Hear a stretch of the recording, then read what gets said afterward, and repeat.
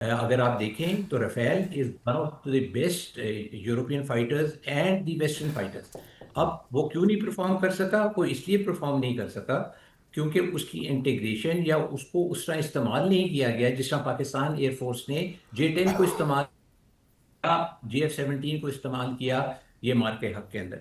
So the integration has to be there and then आपकी जो systems हैं वो एक दूसरे के साथ they should be speaking to each other to support each other, which was a very big flaw in the on the Indian side and a very big advantage on our side. Our commander was able to do that and achieve it, whereas their commanders were unable to even interpret this kind of a thing coming against them. And that is why उनकी जो थे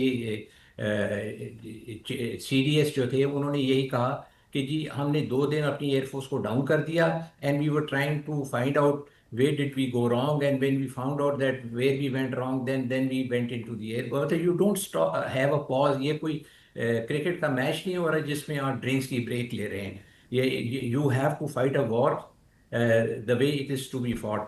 And when you give a pause, that automatically means that you're showing your weakness and you are unable to take the brunt of the enemy on the other side.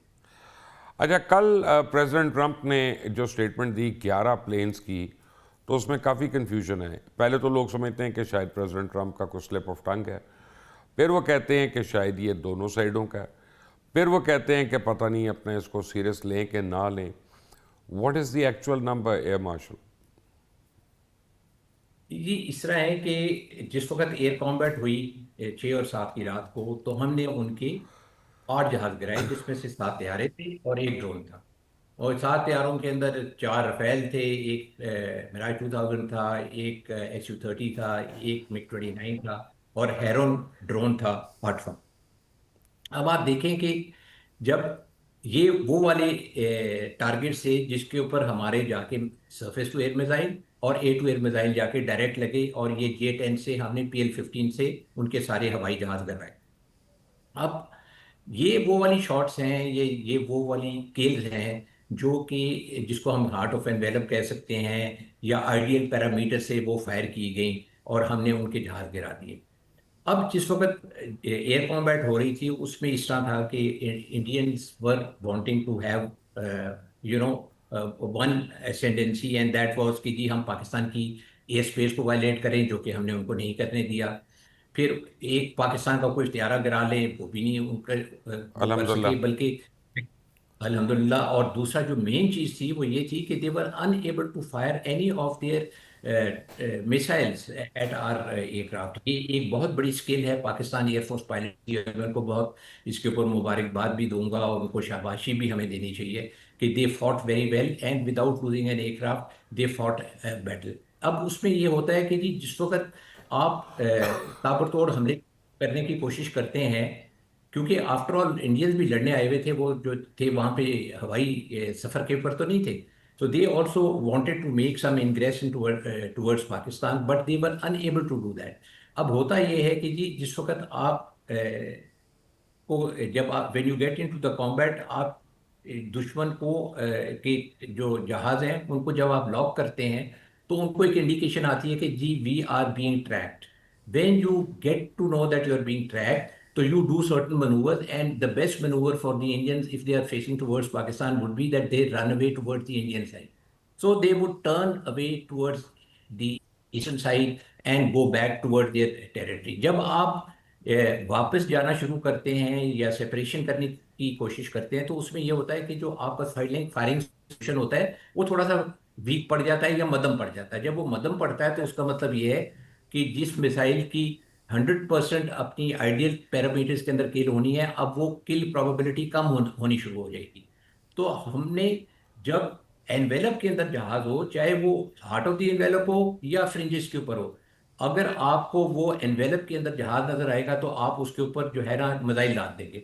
और हमने ये जो जो 7 तैयारे गिराए उनके, इसके अलावा भी हमने तकरीबन 10 से 15 मिसाइल और फायर किए। अब ये 10 से 15 जो मिसाइल हमने फायर किए थे वो सारे जो थे आउट ऑफ रेंज तो नहीं थे, लेकिन फ्रिंजेस के ऊपर थे। फ्रिंजेस के अंदर ये होता है कि आपकी किल प्रोबेबिलिटी कम हो जाती है।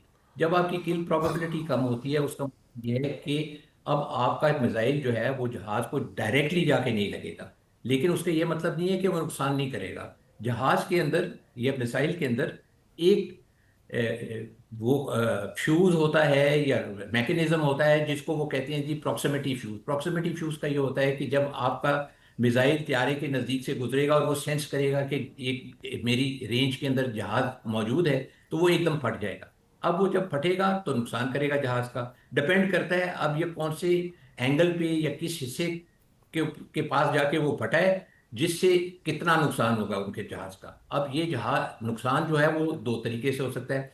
डैमेज होगा, माइनर डैमेज या मीडियम डैमेज, और अगर ज्यादा डैमेज होगा तो जहाज गिर जाएगा।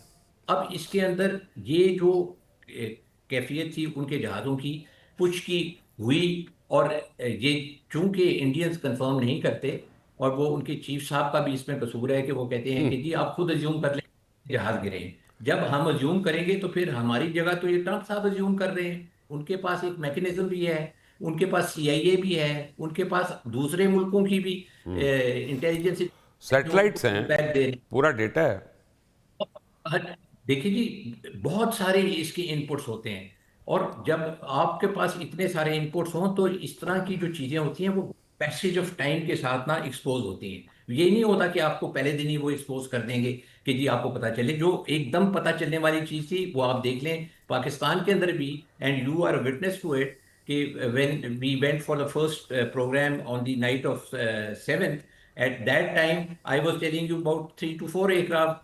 By the morning it was 6, and gradually it creeped up to 8 after अब मुझे हैरानी one. हुई जब आपने मुझे रात को बताया पहला ही कि राफेल गिरा है। अब मैंने कहा कुत्ते की जी। मौत मार दिया, उसको क्या कर दिया यार। बेचारा इतना प्यारा जहाज है, उसको कुत्ता बना दिया। तो उन्होंने नारियल सर पे फोड़ के, मिर्चें धुन्नी में लगा के, आंखों में नींबू डाल के, इन्होंने ये राफेल अंधा होके गिरा है इंडियंस की वजह से। आपने पता नहीं मारा है कि नहीं। तो ये इन्होंने अंधा कर तो दिया इस था उसको। But having on a serious note, मैं जब आपके जी साथ गया था I met air commodore Numan वहाँ पे।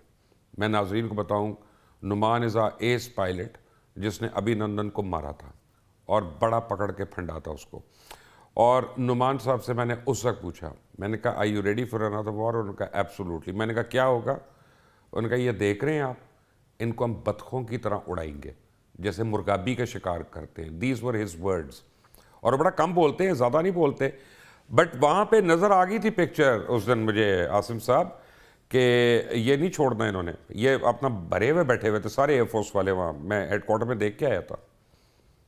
देखिए जी, ये इसका क्रेडिट जो है ना वो एयर चीफ मार्शल बाबर को जाता है और उनकी टीम को जाता है और हमारे पायलट्स को जाता है कि जो इतनी जान फिशानी के साथ लड़े और उन्होंने दुश्मन के जहाज़ों को खाया। एंड जो मेन चीज़ है, they did not give an opportunity to the Indians to even shoot a single missile at them. अब ये बहुत बड़ी जो है ना स्किल है, और इसके अंदर I am not very credit from the Indian. Unfortunately उन लोगों को मौका ही नहीं मिला कि वो सीधे हो सके। लेकिन और मीटियोर तो फायर कर सकते थे ना, राफेल के अंदर बिल्ट इन मीटियोर है, एक भी नहीं चला। ये क्या चक्कर है? ये देखिए, ये मैंने आपको जो चीज़ अभी बताई कि एक फायरिंग सोल्यूशन होता है, वो फायरिंग सोल्यूशन के अंदर आप जब आएंगे तो उस वक्त आप फायर करते हैं। वो तो they did not even, we did not, not that they could not, we did not allow them to get into those ranges. ये वाली जो ट्रेनिंग है, ये चीज बाबर ने जिस वक्त J-10 इंडक्ट किया था पाकिस्तान एयरफोर्स में, उन्होंने कहा था कि I want this aircraft to become a Rafale killer, and this aircraft is here to shoot down the Rafale and deny the Indians the first shoot capability which they have been boasting before we got the J-10। तो right. ये एक बहुत बड़ी जो हमारी काविश थी J-10 को, J-10 के पायलट्स को ट्रेन करने के लिए।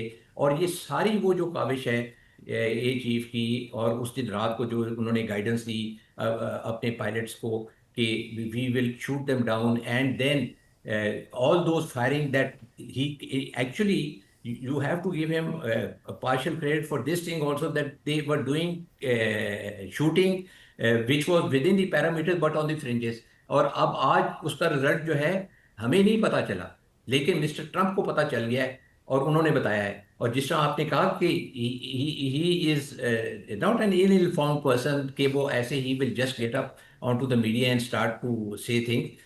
After all his analysis is also based on certain inputs, और इनपुट्स जो हैं ये इंटेलिजेंस इनपुट्स होती हैं।